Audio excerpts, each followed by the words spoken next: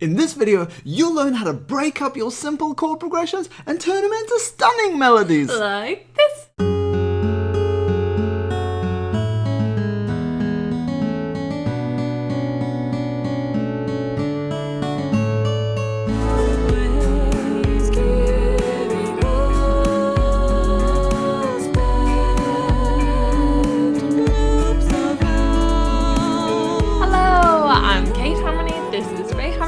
Welcome to the Hack Music Theory Show, where you are empowered with notation-free theory for making great music. And by the way, the hacks that you're about to witness are at an intermediate level, so if you're a beginner, no problem, we got you covered. Just read our free book, 12 Music Theory Hacks to Learn Scales and Chords, which you can download at revolutionharmony.com. Alright, let's get you orientated. So what you see on the screen right now is the guitar part from the verse of our upcoming single, Down With The Drama, which features the incredible Sarah Serene on vocals. And please note that the highlighted bit on the top here, that's the actual guitar part, and down below these notes here, that's just the root notes of the chords in our progression.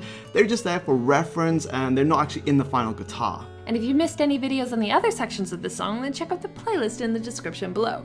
Alright, let's jump in. But first, two.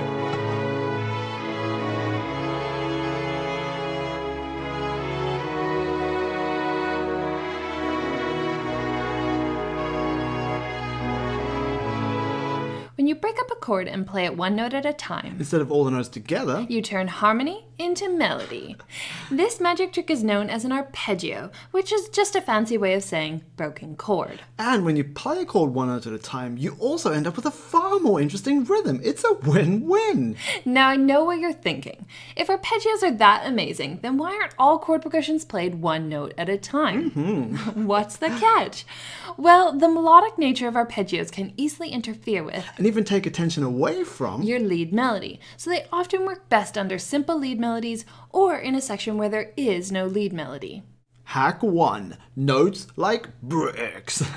Now, there's a common misconception about arpeggios. Yes, you do need to play them one note at a time, but no, you do not need to stop the previous note when the new note comes in. So many arpeggios I hear these days are just single notes with no overlapping, and that sounds really thin and empty, obviously not ideal for a chord progression.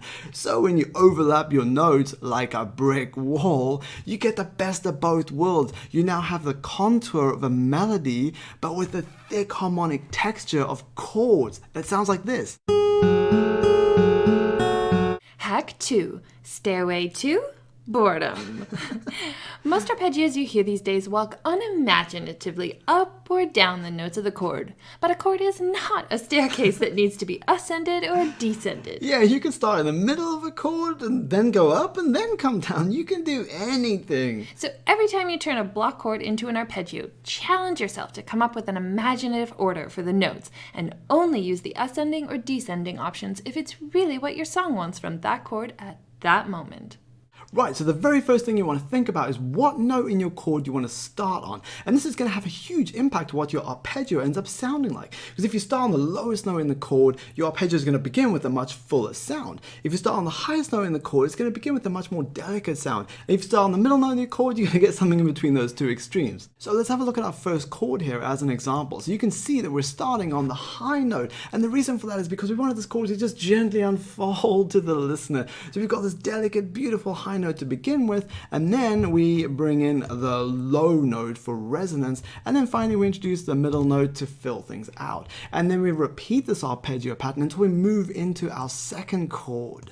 And in this chord, you can see we actually did just descend through those notes. And once again, there's nothing wrong with doing that if it's what your song wants at that time. And our song definitely wanted that here because it sinks down into this chord out of which this build-up begins to grow and grow and grow, eventually culminating in this beautiful climax at the end here. And lastly, if you've been working on an 8th note grid like this, then change it to 16 notes and throw in some quickies like these, because it's this variation in longer notes and quicker notes that's really going to bring your arpeggios to life.